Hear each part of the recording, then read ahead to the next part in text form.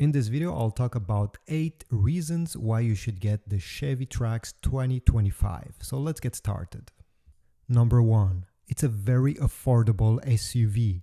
It's starting at $20,400 and sometimes dealers are selling them under MSRP. This makes the Trax one of the cheapest car in the US. Not only the cheapest SUV, but the cheapest car. Usually when we talk about a cheap car, you'd think probably at a small car, maybe a subcompact, but the Trax is not. It's quite spacious. So for the price, you get a lot of car. The second positive about the Trax is that it's efficient. It has a small 3-cylinder turbocharged 1.2-liter engine. It's not big, but at the same time, it doesn't use a lot of fuel. It's rated at 28 miles per gallon in the city and 32 miles per gallon on the highway. This is not the best in class, but still, it's not bad. It's right in the middle. If you want to get a better fuel economy, you'll have to look at some hybrids like the Toyota Corolla Cross, but that one cost at least $6,000 more than the Trax, so it's not really competing against it, at least the hybrid version. Positive point number 3 is the design. It looks great and modern. It looks like a baby Blazer when you look for it from far. Especially the first time I saw it, I was sure I was looking at a model that cost at least double the price. And when we look at the inside, again, it doesn't look like an economy car, not a car that cost under $23,000. You get 2 screens. Just maybe 5 years ago, only luxury cars had 2 screens on the dashboard. So you get one for your main infotainment display and the other one for the instrument dash cluster. Number 4, the spacious interior. This Trax is a lot bigger than the previous one. If you fold down the rear seats, you'll have up to 54 cubic feet of cargo capacity. This is not bad, but if you have a family and you need to put some car seats on your back seats, you won't have any issues to put those big rear-facing ones.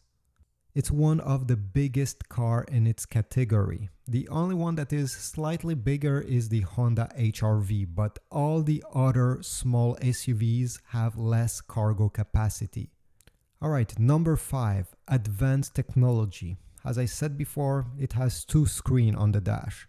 The one in the middle, it's an 11-inch touchscreen display, which is huge really. And I know that GM started removing Apple CarPlay from certain models like the Blazer EV or the Equinox EV, but this Trax still has wireless Apple CarPlay and wireless Android Auto standard. Even if you get the cheapest version, you'll still have this technology, which is great because most people only use these 2 things. Number 6, safety features. So this model over here has automatic emergency braking standard. It doesn't, again, you don't have to spend more. You can simply get the base model and it still has this feature. If you spend just a bit more, you're going to have the lane keep assist and the lane departure warning. This could be helpful. Not everybody is using it. Myself, I never use it, although I have it in my car. But for some people, especially on longer drives or a long road trip, this could be helpful. Number 7, a comfortable ride.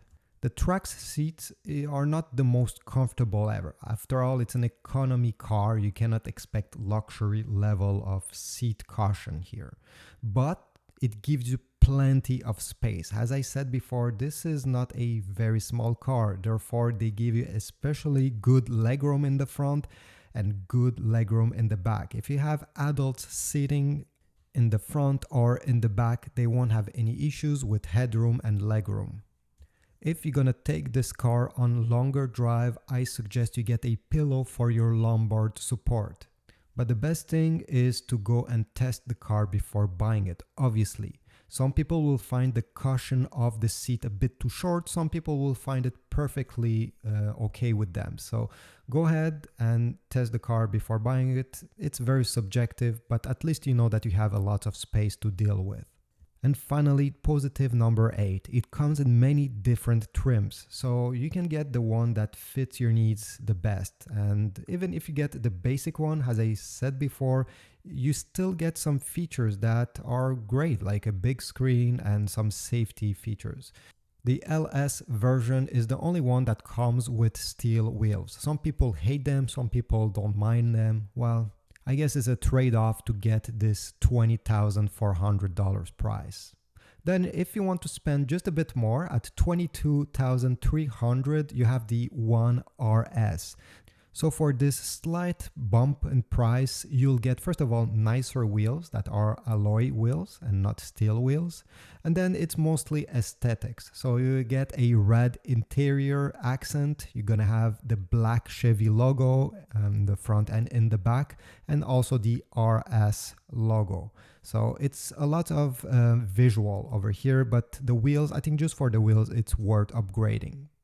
Then if you want to spend just a bit more, at $22,500, so only $300 more than the One RS, you're going to have the LT. This will give you a nicer set of wheels. I guess they were a bit less sporty, more off-road looking. You also have automatic climate controls if you prefer just setting the temperature and forget about it. And finally, you'll be able to start your car remotely. You'll have this feature enable. As you see, the Chevy logo in the front and in the back are golden. They are not blacked out like the One RS. And finally, the top version is the Active. That's how they call it. It's at $24,300. So it's not that expensive if you want to have a fully loaded one. And what I mean by fully loaded is, first of all, you have the blackout 18-inch aluminum wheels. I think they look really great. These are definitely the best looking one of the bunch. Then you have a blackout grille with some titanium color chromes accent. It's definitely only on the Active you're gonna find this grille. And then you will also get a better looking interior and some Active badging.